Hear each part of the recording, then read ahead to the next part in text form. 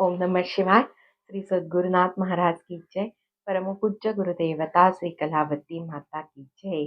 आई कलावती देवी बाय राधिका जोशी या आपल्या यूट्यूब चॅनलच्या शंका समाधान भाग 3 मध्ये मी आपणा सर्वांचं स्वागत करते. आपण काही दिवसांपूर्वी शंका समाधान ही सिरीज चालू केली होती. मध्ये दत्त महाराजांच्या व्हिडिओमुळे आपण मध्ये त्याच्यात खंड पडलाय. आता आपण तुमच्या सगळ्यांच्या मनातला एक कॉमन प्रश्न घेणार आहोत. तो म्हणजे मी बऱ्याच माझ्या व्हिडिओमध्ये सामुदायिक भजनाची ताकद आणि त्याचे असंख्य मुद्दे तुमच्यापुढे मांडले आहे. आणि त्यामुळे तुम्ही सगळेजण बहुतांशी लोक आठवड्यातनं एकदा, दोनदा भजनाला जायला तुम्ही सुरुवात केलेली आहे. आणि त्याची प्रचिती, त्याचं फळ सुद्धा तुम्हाला मिळत आहे असे असंख्य अनुभव तुम्ही मला सांगत आहात फोन करून, YouTubeवर कॉमेंट करून किंवा मेसेज करून. तर त्याचं फळ का मिळणार त्याच्या पाठीमागचं कारण लॉजिक सांगू? कारण तुम्ही गुरु आज्ञेचं पालन करायला सुरुवात केल्यामुळे. आता हे सगळं तुम्हाला आता तोंडपाठ झालेलं आहे. माझ्या असंख्य व्हिडिओमधनं मी तुमच्यापुढे हा मुद्दा मांडलाय. परंतु आठवड्यातनं 1 दिवस, 2 दिवस आपण हरिमंदिरात जाणार हे आपलं डील फायनल झालेलं आहे. तसं तुम्ही चालू पण केलेलं आहे. परंतु मग उरलेले 5 दिवस ते भजनाचा नेम कसा करायचा हा प्रश्न लोकांकडनं येतो. मग तो YouTubeच्या माध्यमातनं करावा, रेकॉर्डिंगच्या भजनाच्या माध्यमातनं करावा, ऑनलाईन कोणत्याही माध्यमातनं करावा का? ह्या प्रश्नाचं उत्तर आज आपण बघणार. पण मी तत्पूर्वी मी स्वतः जन्मजात आईच्या पोटात असल्यापासनं माझ्या आईचं भजन ज्यांनी ज्यांनी ऐकलंय त्यांना मोहिनी घातल्यासारखं व्हायचं. आमचं देहभान हरपून जायचं. बांद्र्याचा गुरुपौर्णिमेच्या 7 दिवसाचा परमपूज्य आईंनी घालून दिलेल्या सप्ताहाला आम्ही जायचो तेव्हा आणि इतर सप्ताहांमध्ये सुद्धा. त्यामुळे मी पोटात असल्यापासनं म्हणायला हरकत नाही की मी माझ्या आईचं अतिशय मोहक आणि सुंदर भावाने ओतप्रोत असलेल्या भावनांचं भजन मी ऐकलेलं आहे. तर त्यामुळे मी 2.5 महिन्याची असताना आईच्या मांडीवर बांद्र्याच्या सप्ताहात आईने मला तिच्या मांडीवर झोपवून भजनाची सुरुवात केलेली आहे. 2-2 तास गुरुपौर्णिमेचं भजन, 1.5 तास पुढे अनुभव कथन, असं 2-2 तास घेऊन तिने हे सगळी सेवा केलेली आहे. आणि अशा माऊलीचं भजन मी जन्मजात ऐकल्यामुळे त्या भजनाचा, हरिभजनाचा महिमा, नाम संकीर्तनाचा महिमा, त्याची गोडी मला जन्मजात कळलेली आहे. आणि माझे सगळे कुटुंबीय, आई, वडील, आजी, आजोबा, मामा हे परमपूज्य आईंच्या जवळ सहवासात असल्यामुळे आणि आमचे सगळं कुटुंब उत्तम भजन म्हणत असल्यामुळे त्या भजनाचा, लाईव्ह भजनाचा जो काही माहोल निर्माण होतो, पेटी, तबला, झांज,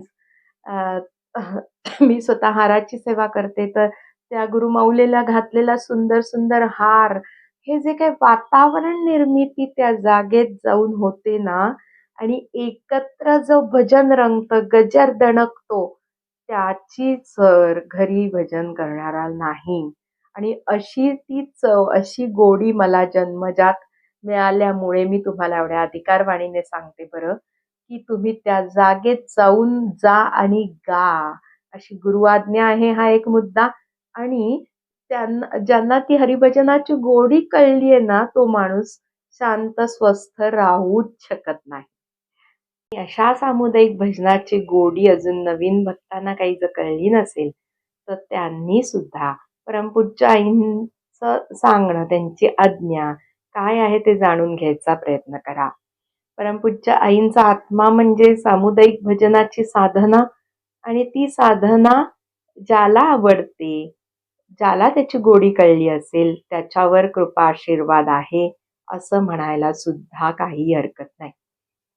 हरिमंदिरात नेहमी मी व्हिडिओमध्ये सांगते किंवा जिथे माझं लेक्चर असतं, हरिमंदिरात सततच्या नामघोषाने आणि हरीच्या वासाने, हरिमंदिर म्हणजे हरीचा वास जिथे येतोय, हरीच्या वासाने जी पॉझिटिव्हिटी, जी शक्ती तयार झालेली आहे, ती शक्ती आपल्याला मिळाल्यामुळे, तसंच सामुदायिक असंख्य लोकांबरोबर देवाला साकडं घातल्यामुळे, ती हाक लवकर पोचल्याने आपली संकट लवकर दूर होतात असं परमपूज्य आईंचं सांगणं आहे. आणि त्यामुळे आठवड्यातनं एकदा तरी आपण हरिमंदिरात जायला पाहिजे. आता तुम्ही असंख्य लोकांनी हे सुरू केलंय. मग इतर वेळेला कसं करायचं? हा हा आज आपण विषय बघणार आहोत मी मगाशी म्हटल्याप्रमाणे. त्यातले काही मुद्दे समजून घ्यायची गरज आहे, की ज्यांना अ, भजनाच्या चाली येत आहेत, त्यांनी पुस्तक घेऊन 5 अभंगांचा नेम करायला हरकत नाही. ज्यांना चाली येत नाहीत, त्यांनी YouTubeवर, ऑनलाईन किंवा इतर कोणत्याही माध्यमातनं भजन लावून अ, आपण त्याबरोबर नेम करायला काही हरकत नाही. टेक्नॉलॉजीचा वापर हा भजनासाठी जास्तीत जास्त होणं सुद्धा गरजेचं आहे आणि जे लोक हे करत आहेत, त्यांचं अभिनंदन, त्यांचं कौतुक. कारण टेक्नॉलॉजीचा वापर आपण काहीतरी चुकीच्या कामांसाठी, आपल्या करमणुकीसाठी करतो. पण तो हरिभजनासाठी जर करत असतील, तर त्यासारखं मोठं कौतुकाची गोष्टच नाही. परंतु त्यामध्ये अजून एक दोष राहू शकतो. मी माझा स्वतःचा अनुभव सांगते, की माझ्याकडे माझ्या स्वतःच्या भजनाची असंख्य रेकॉर्डिंग्स आहेत.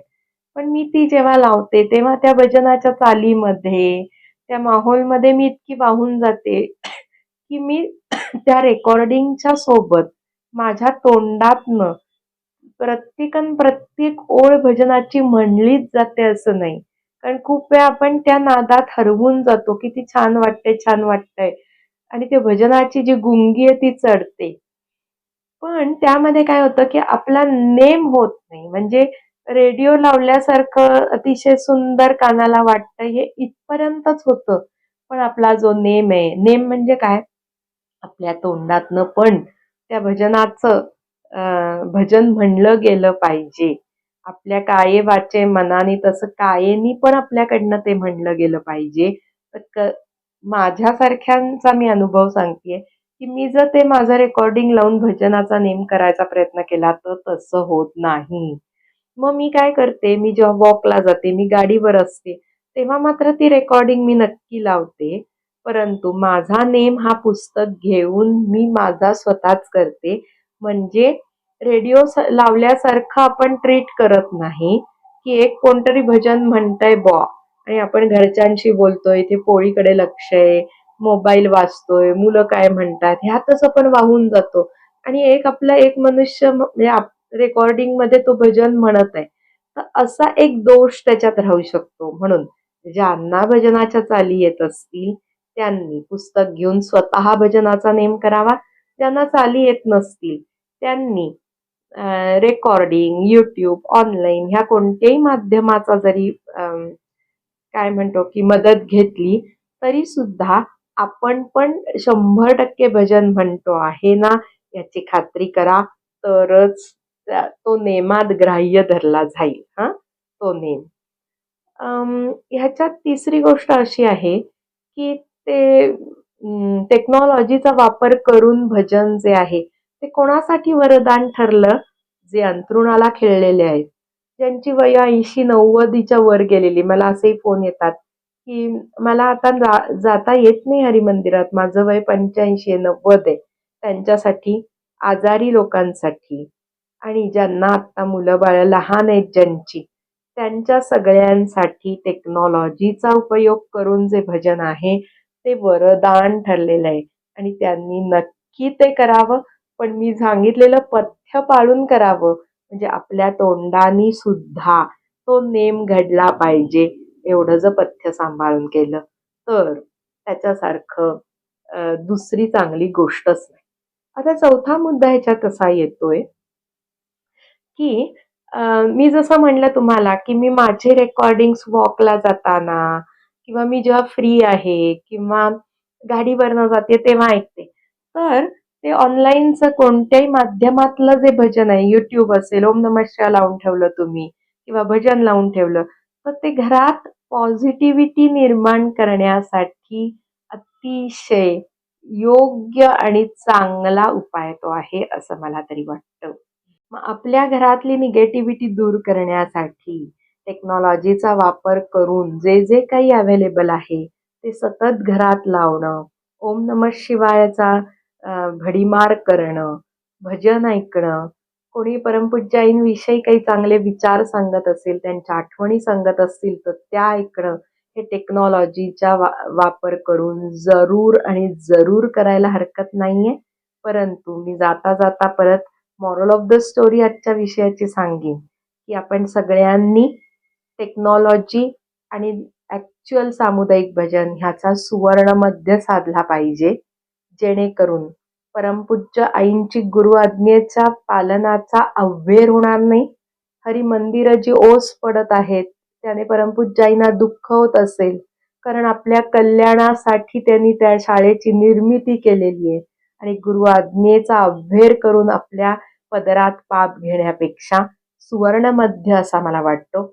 आठवड्यातनं 2 दिवस सामुदायिक उपासनेची गंमत, त्याची गोडी, त्याची नशा अनुभवून गुरु आज्ञेचं पालन करत आपल्या संसारातल्या काही अडचणी लवकरात लवकर दूर करण्यासाठी गुरु आज्ञा पालन करायचा आपण प्रयत्न करूया आणि इतर आठवड्यातले दिवस आपण टेक्नॉलॉजीचा वापर करून जे भजन आहे त्याची मदत घेऊन आपल्या स्वतःचा नेम मी सांगितलेलं पथ्य पाळून करण्याचा जर प्रयत्न केला तर परमपूज्य आई त्याने खुश होतील. परमपूज्य आई खुश झाल्या की आपल्याला काय म्हणतो आपण, दुःख औषधाला सुद्धा राहणार नाही आणि कायमचं सुख समाधान मिळून आपल्या सगळ्यांचं कल्याण होईल यात शंका नाही.